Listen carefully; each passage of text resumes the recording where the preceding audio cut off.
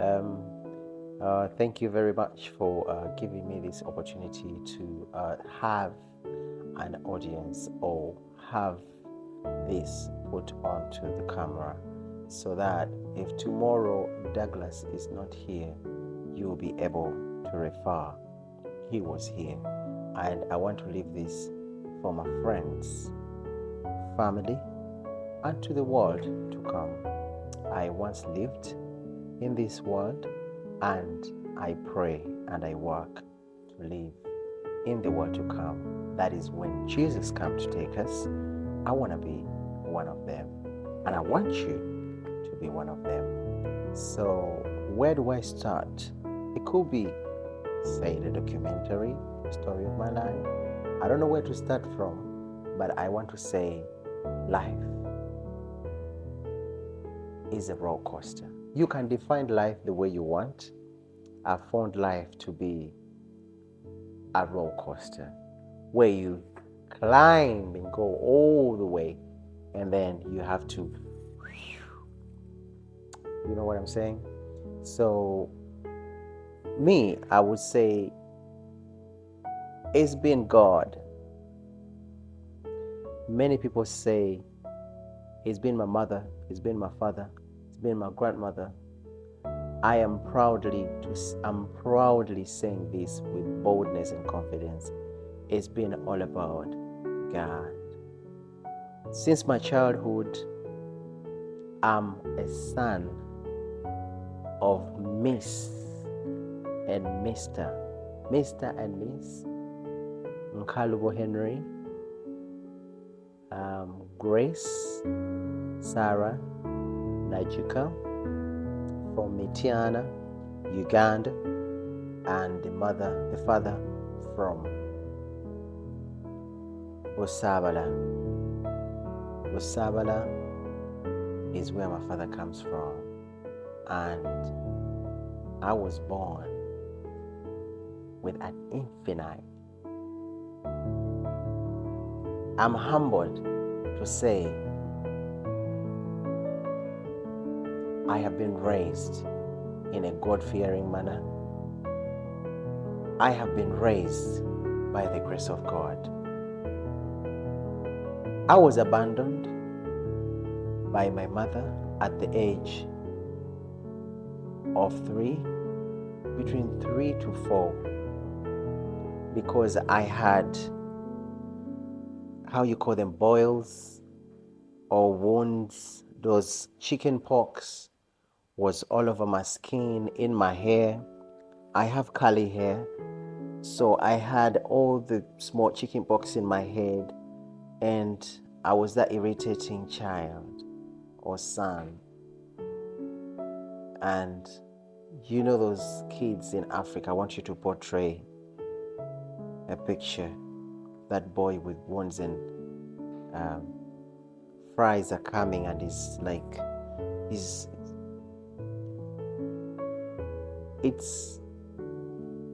sad that I never had a chance to be loved.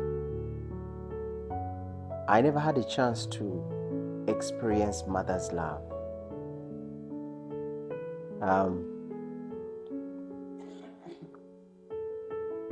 I never had a chance to experience father's love because they were too busy.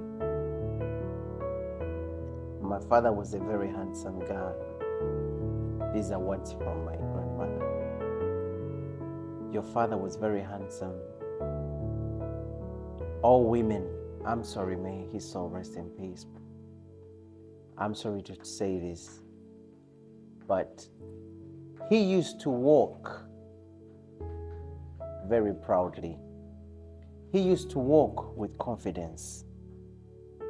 And when my grandmother used to see me going to visit her, whenever she could see me walking, all she could say, all I see is your father. You walking with your heels up and down, up and down. The ego, the way you carry yourself, the way you're proud of yourself. All I see is my son. And I want to thank God because it has been him that I portray, but the Christ in me. I would say when my mother raised me, gave birth to me, she was very busy with other two children. So she never had time to really give me the mother love. So I was left to be alone, to figure out things. At the age of 4, if I've not forgotten, I was taken to my grandmother's home because my mother was very busy. She was a multi-tasking woman. I thank God for her. You could find her in hospital, catering, hospitality, events. Probably that's why you see Douglas today. You find him in events. Let me abbreviate. Hospitality. I'm the one plugging people. You want to do desert safari, you want to do boat cruise, you want to do water park. I mean, a few people that will see this, they know what I'm talking about. Do you want to enroll into fitness? Do you want to enroll into wellness? This is where you find Douglas. So I imitated the image of my mother. I didn't know too much about my father, but the little I got from my father, they said he was an entrepreneur, shareholder. He wants to get friends and they make money together. He comes investing with you and then you start up a business.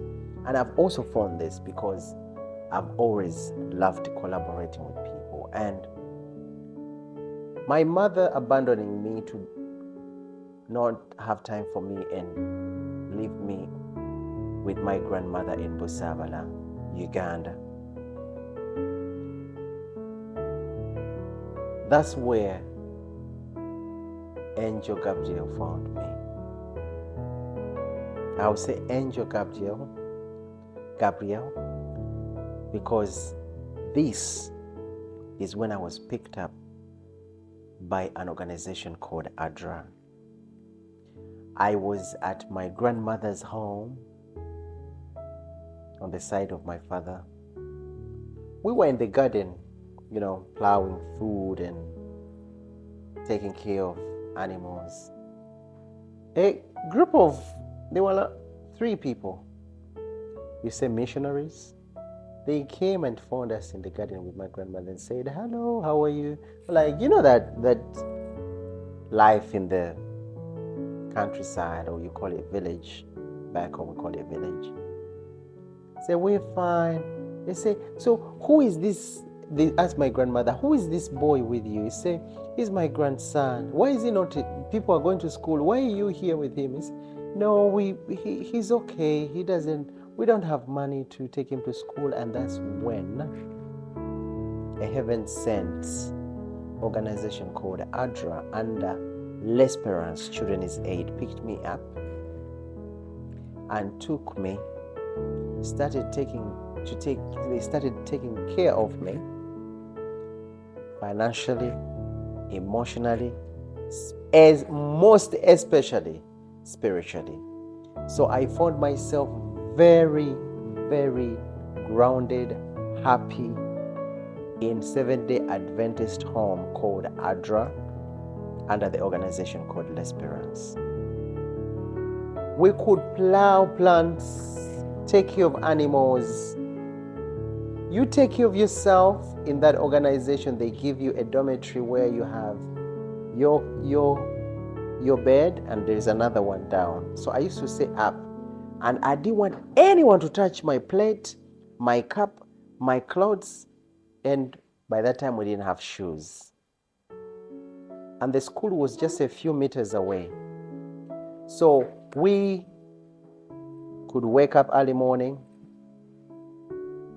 have our prayers. Sometimes we could pray 3 times in a day. Wake up and pray. Go to school, all we know is before you eat, before you do anything, you have to pray. So I would say we'll pray endlessly. Until today, I'm still practicing the same. However, I'm not really practicing the waking up of very late. We used to wake up very late at 3 and pray. And sometimes, you know what? You're very lazy like this. Imagine waking you up and we're still young. They say, raise up a child the way he's supposed to go. And when he grows old, he will never depart from it. In my language, we say, akacha mamamera kakutuka. Akacha mamamera kakutuka mukonda. In other words, if you raise up a child like this, when he grows up, he will never do this. He will stay. This is a disclaimer for all mothers and fathers out there. So I thank God that I was able to grow up. And one of my best testimony, I actually said it in church. We were walking in plantations, huge plantations with 3 more boys. We were 4. And we found a big snake. It was like a cobra, a big one. It could even swallow 3 boys. And it crossed. We were passing through a small path and it crossed like this. So we were coming like this. So I would say I thank God because we were taught how to pray. We stood still like this and pray, dear God, we pray that this snake will not swallow us. At the moment we opened our eyes, the snake was gone. I'm going to tell you something. God is real. He answers prayers, especially from young people. God saved me. God has saved me. Until today when I talk, as I speak right now, I am grateful for what God has done in my life. So, leaving the orphanage home after high school, after primary, we went into high school, and after high school, that is when I branched off. They have to release you from the organization, and you find your own way of surviving in this life because they know you're a big boy. So I find myself a place to stay in the city called Kampala.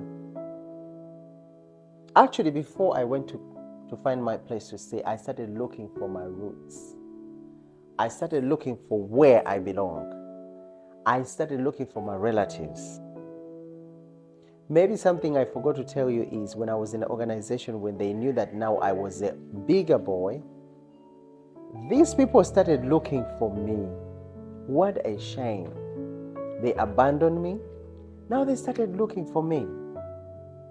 When I was already old, when they had the news, and when they came to me in the organization on the side of my mother, they came looking for me. They told them, you're not able to see him because he's an orphan. We don't know who you are. You abandoned him. He's an orphan boy. We registered him as an orphan. It might treat some people bad if you will see this video, but I have to put a disclaimer. This is my personal life, which has been my life, and this is the truth. Maybe it might teach some parents out there. Like I said, life is a roller coaster. You have a moment where you ride so high and you wait for the drop. I thank God that all my ups and downs, they have taught me to lean on Jesus. That's why I love singing hymns. I thank God for the organization because they teach us how to sing. I know how to sing. I know how to dance. I know how to play any games, any sports you can tell me. I'm good.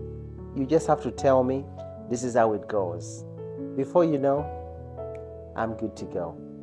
So I thank God because I have been able to adopt to so many sports. Back to the organization, when I left, I was able to find my grandmother on the side of my mother. They were happy to receive me. At the age of 19, if I'm not mistaken, and they were able to sponsor me for 2 years to complete my high school. When I completed high school, like I said, I had skills of my mother. Multitasking. The first job I did was going to work with the people who fix electricity. In Africa, they fix poles that fix electricity wires to go a long way in far areas. And I could work with those men in my country. They say they have bad words. They abuse people wherever they go. They curse. They curse when they are working. So I thank God I knew my background. I was not distracted. They couldn't spoil me. I was a very innocent kid, so they could see. And that job I didn't stay long. It was just 2 months. And I was able to be connected to work in a bakery. It was beautiful. I learned how to bake. Right now I'm a good chef. I'm ready to cook for my woman as we speak. Just got married. So I was able to work in a bakery for a year plus, and I got all the skills that I love sweet. I have a sweet tooth. I love bread. I love cakes. One memory I have a scar on my shoulder because I fell down one time when I was carrying a big bag of flour that bakes breads. That's one memory I have about bakery. And it helped me to get money, the money that helped me to move on and move to urban center, that's Kampala, Uganda. So in Kampala, Uganda, I was able to find a friend who connected me to work in a reflexology center where you do aromatherapy, hydrotherapy, reflexology, massage. And I got a certificate in that. I got a diploma in physiology, anatomy and physiology, in body. And I am very grateful because of my charisma, I was able to even go on TV and radio. And people were appreciating me because they loved my vocability. I was verbal, I was valid. Until today, I've carried this charisma of being valid, vocal, and verbal. That when I was in Uganda, Kampala, I was able to work on media, TV, and radio, and I was able to work in a reflexology center. So from the reflexology center, I was able to move from a reflexology center after 2 years into a spa. So my networking of being into wellness expanded from reflexology center to spas. From spas, that's when I got my brain broader, that I could do more than that. I was at church. Like I said, raise up a child the way he's supposed to go, and when he's old, he will never depart from it. I was able to go to church. I was not compromising for the Sabbath, especially back home. You let me work for you, give me Sabbath off. I'll be the best candidate at your job. And this is a disclaimer. This is my advice for your employers. Ever have an employee asking you to go and pray, especially Seventh-day Adventist people, ever ask you that give me a chance to go and pray, please give them a chance. You never know what blessing they might bring at your workplace, what blessing they will bring at your job. or at your business. I was able to go worship and come back and work. I enjoyed the job. However, it being a church, I used to be on pressure. Sometimes they need me on the weekend. Sometimes give me a chance to go and pray. I'll come back in the evening. So book my clients in the evening. One friend told me, "Why are you rushing? We need you. You have a good voice. We need you to stay." I told them a problem. I said, "You know what? I have a gig for you. I want you to go to Dubai, Abu Dhabi. I will connect you." It was through church. Maybe this is a lesson for someone out there. I would say it's been God and God alone.